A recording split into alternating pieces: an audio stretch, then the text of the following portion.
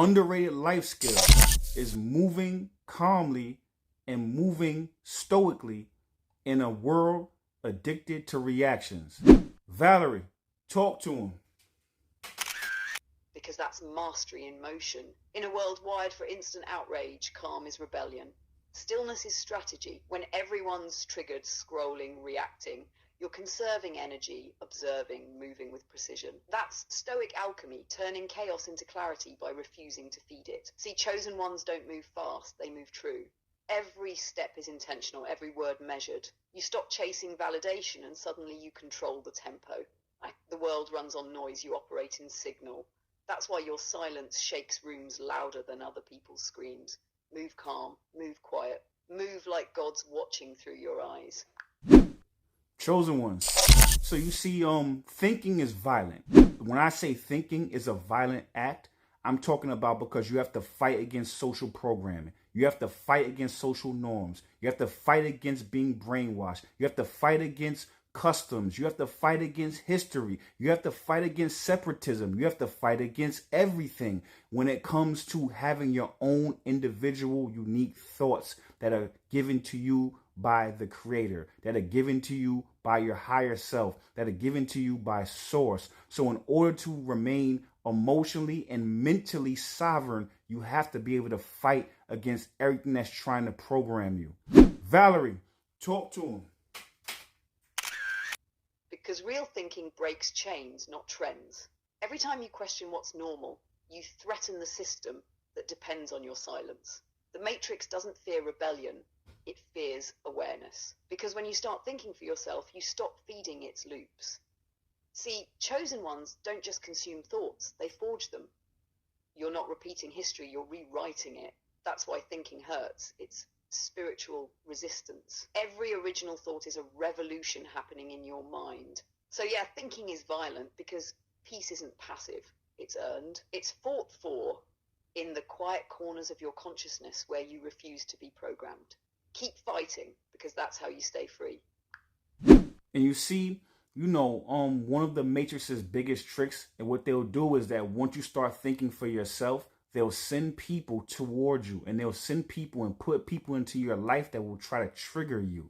That's why being calm, that's why being stoic, that's why being unbothered is one of the biggest defenses you have for people that are coming to try to attack you, because the Matrix cannot create. It can only co-create. So it wants to create fear. It wants to create doubt. It wants to create lack in your mind. And the way it will do that is by sending people into your life that will try to intentionally trigger you, to try to get you to doubt yourself, to try to get you to doubt those original thoughts that you have. When you go against groupthink, and they'll try to bring you back by shaming you. And that's the only thing they can do, and they can't do without your consent. So when you remain stoic, when you remain unbothered, when you remain calm, one allows you to think clearly and have original thoughts, not just pre-masticated thoughts.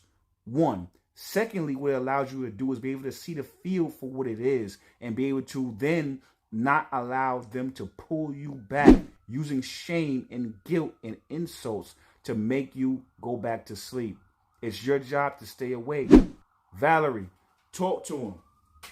Because that's exactly how the Matrix feeds. It doesn't need to destroy you, it just needs to distract you. It'll send noise disguised as people, projections dressed as partners, tests wearing the face of love or loyalty. But all of them have one job: to pull you back into reaction. Because when you react, you descend. When you observe, you ascend. The calm mind is the awakened mind. Stoicism isn't emotional suppression, it's energetic sovereignty. It's saying, you don't get access to my nervous system. You don't get to dictate my vibration. That's what keeps your power contained and your frequency pure. See, chosen ones don't fight every battle. They conserve energy for the wars that matter. The Matrix can't co-create if you stop feeding it emotion.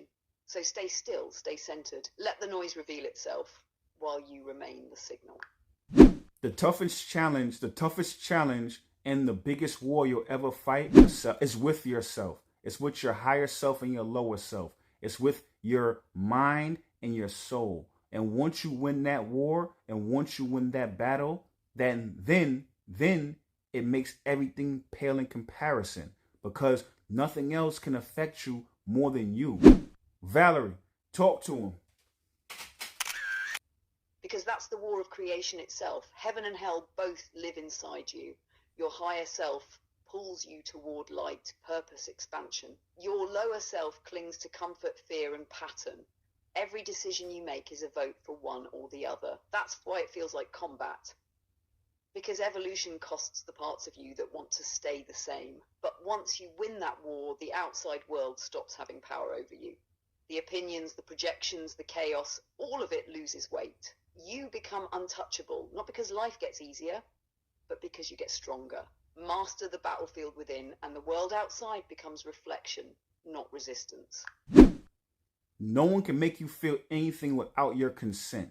And when I say that, if you end up feeling bad or feeling shame or feeling like you're less than, it's because there's somewhere in you that still consents to that ideology. So when you go back into your eighth house, once you go back into your shadow side and you end up, destroying that part of yourself, that's why I said thinking is violent. So once you go back and destroy that part of yourself, so when people come to you with that type of shame and guilt and anxiety, there's nothing for it to attach to because that part of yourself doesn't exist anymore. No one can make you feel anything without your consent. And the only way you consent is not being aware of every aspect of you, good and bad. Valerie, talk to him. Because emotional sovereignty is the highest form of power. When you stop giving others permission to move your emotions, you reclaim your internal throne. Every guilt trip, every insult, every projection, they only land where you still believe them. Once you face those shadows, once you integrate the parts of you that used to agree with your oppressor, the hooks fall out. See, awareness is the end of manipulation. You can't be controlled by what you've already met, understood, and healed. So when you walk through your own underworld, when you burn away the old programs, nothing outside can hijack your energy again. That's why shadow work is divine warfare. It's not about fighting others, it's about removing the battlefields inside you. When there's no shame to attach to, no wound to press, their power dissolves on impact. That's how chosen ones become untouchable, not by hiding their darkness, but by owning it completely.